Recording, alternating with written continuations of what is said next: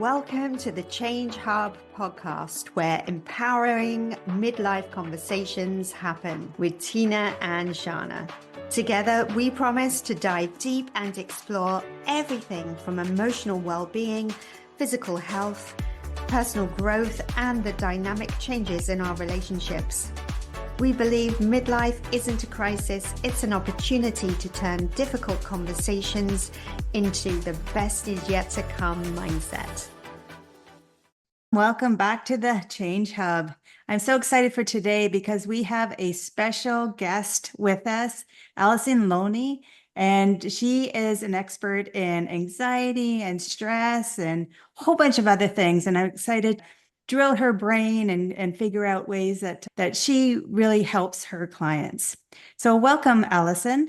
Maybe we can start with you just telling us a little bit about yourself and how do you help people?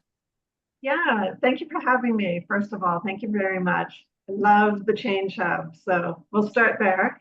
I have been a clinical hypnotherapist for the past 6 years. I went back to school in 2018 and after school became board certified and then opened my practice. So when you talk about anxiety and stress, I sort of fell into that because, as we all know, that is something that most people will experience. So I found myself working with clients who that was baseline, a lot of it. And then there are a lot of other things, but that's something that I had to address with almost every client. So teaching, as you know, teaching people where anxiety actually comes from, and then how to mitigate it, and then how to manage it. So going forward, it's minimized. Oh, I love that. I love that. So, Alyson, tell us, what was your journey to getting into this? Like, how did you discover this is what you wanted to do? Well, I think for me, it was a slow burn with I took the scenic route. I did not take the highway on this for sure. Many years ago, I had a health crisis, which was, I actually found out about it because I had a dream I had it, and there was no other way I would have known. And so that sort of culminated into finding something in my body that the doctors couldn't find until I had a lot of testing. So I was always intuitive, but that got me to really, really want to know more about the mind-body connection and how I can enhance my intuition, how I can assist other people in doing so. So I did start studying the subconscious mind prior to becoming a clinical hypnotherapist. I started studying things like graphology and body language and went to school for those things, and then formalized my training for clinical hypnosis actually after I'd gone to Vegas and seen a stage show with Mark Savard. And I thought, if you can make changes that quickly, I need to harness this power and I need to assist other people. And that's what happened. I love that story. And there's like so many questions I want to ask you about that. Of course. Yeah, it really speaks to, really paying attention to your body and those little whispers, like that little whisper in that dream. If you would have just let it go and ignored it, you would never have discovered what was going on in your body. But our body is so smart, and it can, it's telling us all the time when things are going right, when things are going wrong, and paying attention is so important. Well, Tina, you used the word whisper, and that's exactly what it was. And if you want, I can go into the story a little bit. If you want to go that direction, I'm happy to. Please do. Yeah, absolutely. Yeah. Okay. So I woke up one morning. It was twilight in the morning where and I was sort of in that alpha dream state still, but coming out of sleep. And as my dream was kind of ending, I heard, it was like someone leaned down into my ear and whispered in my ear, "You have breast cancer." And I was quite young at the time for that. And I woke up and I looked around the room. It was that real, to see if someone was in the room whispering to me. And there was no one there. And I just knew. And I made an appointment with my doctor, my GP, and I went and saw her. And she gave me the exam and said, "I don't feel anything. You're young. Don't worry about this." And I said, "Listen, can you just swipe, do the ultrasound just to put my mind at ease?" And she said, "Sure." So that's where it started and led to a lot more mammogram, diagnostic mammogram, biopsy, and they found a 9-inch tumor in my breast right against my chest cavity, which because I was young at the time, I was not at the age where I'd be getting mammograms. So it would have gone undetected. So I'm going to leave out a lot of the story because it was a long story, but and you don't really know till after you have surgery what the actual prognosis would be and if it's spread, and because they have to dissect the lymph nodes. But they did all that, and I woke up to good news. It was in situ. It had not spread. And so it really led me to analyze the alternative, what would have happened had I not listened to my intuition. But I'll tell you the really interesting part of this story, as if this wasn't interesting. I'll tell you the interesting part. When you are going through this process, all the medical, your surgeons, your doctors, the whole way through, they will ask you how you knew. For stats, they ask a lot of questions. And each and every time I had to say the same thing. Well, being men of science, my two surgeons were male. I said, being men of science, you probably aren't going to believe this, but I had a dream. And it told me. My subconscious mind, of course, knows what's happening, and it told me. And they said, no, of course, that makes sense. That we believe you. There's the mind-body connection, of course. Your subconscious would know. It runs your whole autonomic system. It breathes for you. So of course it knows what's happening. And I felt so good that they really believed me. And from then on, I knew that I wanted to know everything I could about the subconscious mind. And I wanted to assist other people in strengthening their awareness of what is happening subconsciously and how it impacts your life. And if you bridge the gap between the two, the amazing things you can do in your life. Absolutely. And so with that, if I could ask you what one empowering strategy that you teach or go through with your clients to help them to experience that, could you share that with our listeners? Yeah, I start with who they are today, and then imagining who they want to be, and then everything in between.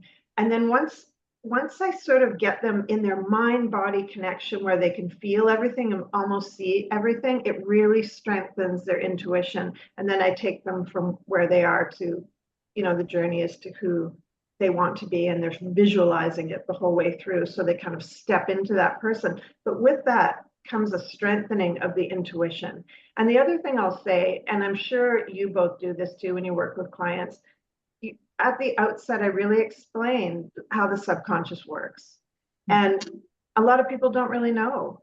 So I explained that this is what the subconscious is, and it's there to keep you safe, and it's scanning your environment. And once they tap into that, I find their intuition and the way they see things and perception of changes, and they start to be more mindful and more in tune with their body as opposed to just being in their head.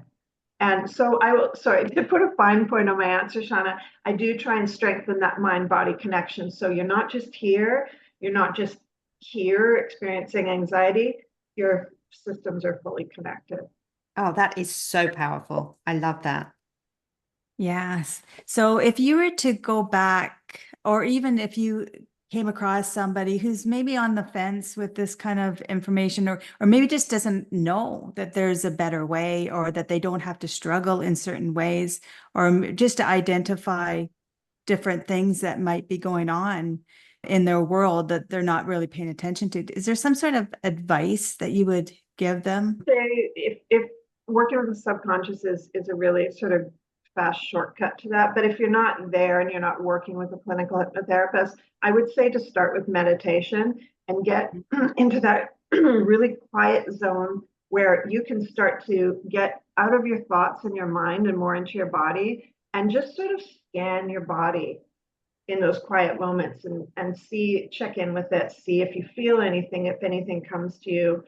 And I would start there. But once you start working, if you do work with a professional and you work with the subconscious mind, it's almost like you'll notice like things will just come up for you, and you'll know your subconscious is constantly trying to give you information. It's whether or not you're going to be open to listen to it. And one thing that I will say that, I often give my clients the same advice, very similar, and I get resistance sometimes. I can't meditate because my mind won't quieten down. How do you overcome that when you hear that from, because I'm sure you've heard that from your Well, I have clients a lot too. of clients who say, I want to come for hypnotherapy, but I can't relax, so I can't do it. Well, it's a practice for some people, like anything else. There are people who are more inclined to it naturally, of course. But for those who feel that they are in their head and they have racing thoughts and things like that, just start with small steps. You don't have to come right into a session of hypnosis, but try even for a few minutes just to lay down. You can make the environment completely conducive to relaxation. Make it dark, be in your bed, wherever you have an environment where you feel completely at ease, where you can shut out the rest of the world, and start with a few minutes. And just start maybe with a progressive relaxation of your body, and then your mind follows. And start there. And once you get in the practice of doing things, we know that repetition works. You get better at them. But it's worth it. I like what you suggested with just trying the meditation and paying attention. It's like a self-awareness practice where you're kind of just tuning in, because I feel like in our society, we're just doing. We're kind of muddling through life and more reacting than being proactive. And, doing this little meditation session, even if it's just a couple minutes a day, to tune in and just notice what's going on in your body, can be so powerful in getting that connection, that mind-body connection again. Because I feel like it's almost like we have two personalities, right? The mind and the body, and they're working against each other. But like, how powerful is it when they can start to work together? Yeah, and the other thing you can do is, once you sort of are able to calm and get quiet, you can start asking yourself questions. That's the other thing. It can be, if you're experiencing stress or anxiety, you can ask yourself the question, where is this coming from? And you don't need to come up with an answer consciously. The answer will come to you. So you can start with small things like that. And to your point about, we have so much, sort of, our lives are chaotic and there's a lot of external that we can't control. Really understanding that this is what we can control: ourselves, our body, our thoughts, our feelings. That is it. But that's all you really need to control. So it doesn't need to be this huge leap for people who feel overwhelmed by the thought of, I can't meditate, or I can't get to that quietness. It can be as simple as starting with those quiet times. Ask yourself some questions, starts to change your perception. So I really encourage people not to feel overwhelmed by the thought of this. It's actually this, people are complex, I always say, but solutions don't have to be. Take simple steps, and you can really strengthen that mind-body connection. You can bring what's in your subconscious to your awareness. We can't change what we're not aware of sometimes when we're doing it on our own. So when you become aware of where things come from, why they're happening, you can really, you shed light on something and it dissolves it. And then when you work with a hypnotherapist, they can work with your subconscious. So I'm a huge advocate for obvious reasons. I really love that idea of getting curious with yourself and asking questions. I think that is so powerful, and it's not something that people would necessarily know to do. So that's great advice. Thank you. And there's no right or wrong answer. That's the good news. Yeah. Don't put pressure on yourself when you're asking the question. Yeah, just let it be, and don't put so much pressure in getting an answer right away, but just noticing and letting it kind of integrate naturally and organically. Exactly. Is there anything else that you can add to what we talked about today to really help our listeners to start this journey of self-awareness? Yeah, well, first say, I don't mean to make anyone fearful. That's not it. Because sometimes intuition and fear in the body can kind of present in the same way, and you're not sure how to decipher one from the other. So I will say that don't be fearful that all these things are happening in your body and you don't know about it. I'm just an advocate for strengthening intuition in all capacities, not just for your physical health, but mental health and everything. It is just such a powerful tool. I will say, if you have any questions about what we've talked about today, working with the subconscious and mind-body connection, reach out and ask the questions. There are no questions that are silly. There are no questions that are off limits. I realize this is a topic that not everyone knows about. So ask the questions and figure out if this kind of work is a good fit for you. The question that I have for you, where can our listeners go to find out how to connect with you and continue their journey with you? Where would a good place be to start? Yeah, Virtus Hypnotherapy is my website, virtushypnotherapy.com. They can see me on Instagram at Virtus Hypnotherapy. I do have a YouTube channel, which I just use as an adjunct for my clients with some info and tips on there. So that's also Virtus Hypnotherapy. I'm on Facebook, yeah, and they can find me at any of those platforms. Well, that's wonderful. Alyson, thank you so much for sharing all your knowledge and your journey. It's really been fascinating listening to you, and I really appreciate your time. Thank you so much. Well, thank you too. Again, both of you, Shana, Tina, thank you very much for having me. You're so welcome. Thank you for listening today, and remember to keep exploring, keep dreaming, and above all, keep believing in your power to change.